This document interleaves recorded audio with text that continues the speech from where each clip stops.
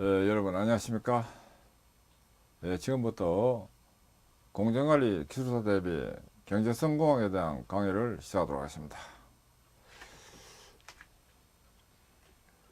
이번 강의는 공정관리 기술사 대비 경제성공학의 제7장 최근 기출문제 해설자료 관련한 제10강입니다. 최근 기출문제 해설자료에 대한 내용입니다. 그 다음에 경제성공학 2021년도 기출문제 프린트입니다. 제조원가의 구성 5장의 원가 분류 중에서 원가 구성 부분을 참고합니다. 두 번째 MARR 정의를 설명하고 이자율과의 차이점을 설명하시오.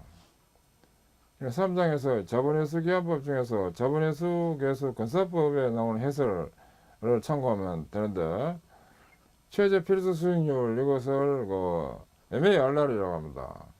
Minimum Attractive Rate of Return 해가지고 이 두 문제를 따서 MARR이라고 합니다. 최저 요구 수익률이다 하는 뜻으로도 되고, 최저 필수 수익률, 최저 유인 수익률로 번역되기도 합니다. 이것은 투자자가 투자 대안을 결정했다면 그 다음에는 각 투자 대안을 채택하기 위해서 요구되는 최소한 수익률을 정해야 합니다. 이 수익률을 최저 요구 수익률이라고 합니다. 그 MARR을 너무 높게 정하면 다른 투자 기회를 상실하게 되고, 또 너무 낮게 정하면 수익성이 낮는 투자 대안을 선택하는 결과를 초래하게 됩니다. 또한 MARR 이상일 때만 투자한다는 것은 그 정도의 수익을 올릴 수 있는 또 다른 투자 기회가 있다는 의미가 되겠습니다. 따라서 MARR은 경영진에서 정책적으로 결정되고, 경제성 분석에서는 또 시장 이율이 MARR 대용으로 사용되기도 합니다. 이자율, 이것은 원금에 대한 이자의 비율을 말합니다. 이걸 금리라고도 합니다. 이자율은 통상 연간으로 이자율을 표시하고 퍼센트로 표시합니다. 이자율이란 채권자에게서 빌린 돈을 사용하기 위해서 채무자가 지불하는 원금에 대한 이자의 비율을 말합니다. 그 다음에 3번 문제, 비용과 원가 개념을 쓰고 차이점을 설명하시오. 5장에서 원가와 비용 이 부분을 참고하면 되겠습니다. 그 다음에 경제성공학 2022년도 기출 문제 프린트입니다. 1번 문제, 자동차 부품 회사에서 신제품 생산에 필요한 포장기계를 구입함에 있어서 A기계와 B기계 중에서 경제적인 것으로 선정하려 한다.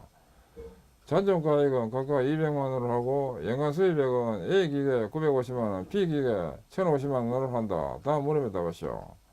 투자안이 A기계, B기계고 구분으로 투자금액, 경제적 내용연수, 연간 수입 예정액, 연간 감가상각비, 평균 연이익으로 해서 제시되어 있습니다. 첫째, 자본회수 기한법으로 경제성 있는 투자안을 구하시오. 두 번째, 투자 이익률법으로 경제성 있는 투자안을 구하시오. 세 번째, 자본비용, 즉 할인율을 20%라고 할 때 순현재가법으로 경제성 있는 투자안을 구하시오. 네 번째, 1, 2, 3항의 결과에 따른 AB 기계의 종합 투자안을 판정하시오.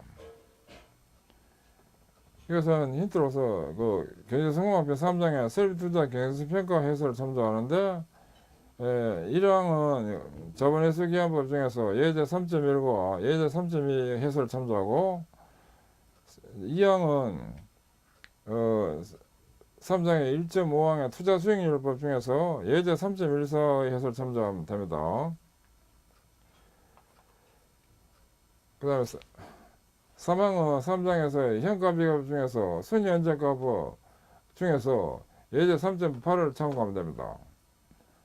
네 번째 질문은 각각의 유리한 안들의 결과를 보고 종합 고려한 후에 투자안을 선정하도록 하면 됩니다. 그 다음에 경제성공학 2023년도 기출문제 프린트입니다. 첫째, 매물 원가에 대해서 설명하시오. 이런 5장에서 원가 분류 중에서 특수원가와 조사의 원가 중에서 매물 원가와 정부 원가 중에서 매물 원가 부분을 참고하면 되겠습니다. 이 매물원가는 과거의 의사결정에 의하여 투하된 투자액의 전부 내지는 일부를 일정한 상황 하에서 회수할 수 없게 된 원가를 말합니다. 회수 불능 원가라고도 합니다. 그 다음에 경제성공은 2024년도 기출문제 프린트입니다. 먼저 1번 문제로서 유형 자산에 대한 감가상각 의의와 감가상각하는 방법 3가지.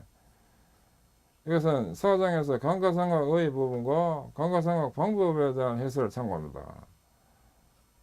총 그 교재 6개가 나와 있었습니다. 두 번째 문제, 종합원가계산 방법과 종류. 5장에서 종합원가계산 중에서 특히 기말제공품 평가 중에서 평일법과 선입선출법과 후입선출법 이 부분을 참고하면 되겠습니다. 또 제조 형태에 따라서는 또 개별 원가 계산과 종합 원가 계산이 있습니다. 또 이 내용도 참고하면 되겠습니다. 3번 문제, 관제비의 배부 원칙과 제조 관제비의 배부 기준 설명하시오. 5장에서 원가 요소의 부문별 직계 중에서 부문 공통비 배부 기준과 그 다음에 제조 관제비 배부 중에서 가격법과 시간법 중에서 시간법은 또 직접 작업시간법과 기계작업시간법 등 이 내용을 중심으로 설명하면 되겠습니다. 배부 대상 관제비에는 동력부비와 용서부비, 수선부비, 운반부비, 검사부비, 재료부비, 농무부비, 시험연구비, 기획설계부비, 공연사무비 등이 있습니다. 그 다음에 경제성공 2025년도 기출문제 프린트입니다. 1번 문제입니다. 설비 경제성 분석 시 발생하는 기회비용을 설명하시오.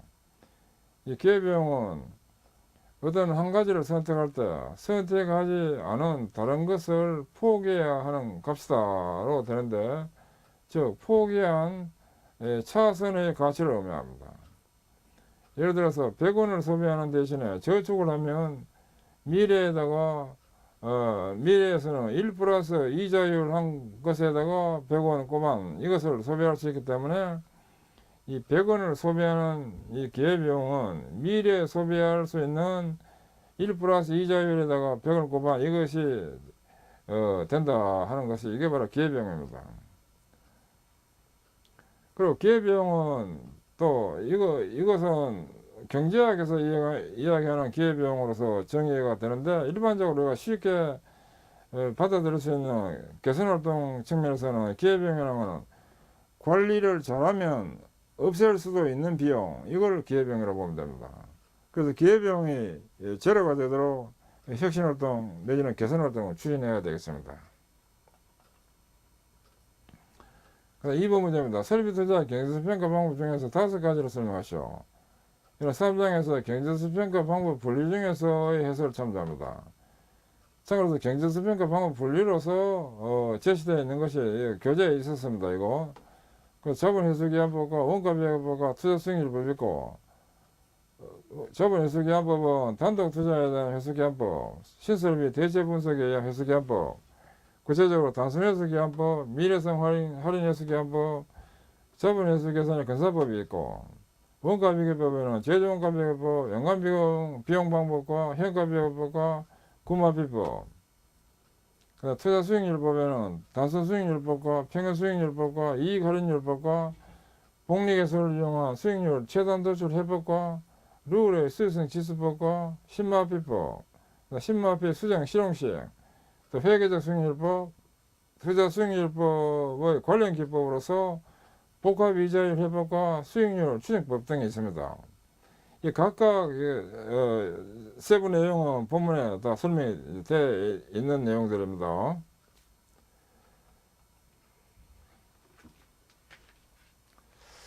예, 지금까지 학습하시는 수고하셨습니다. 감사합니다.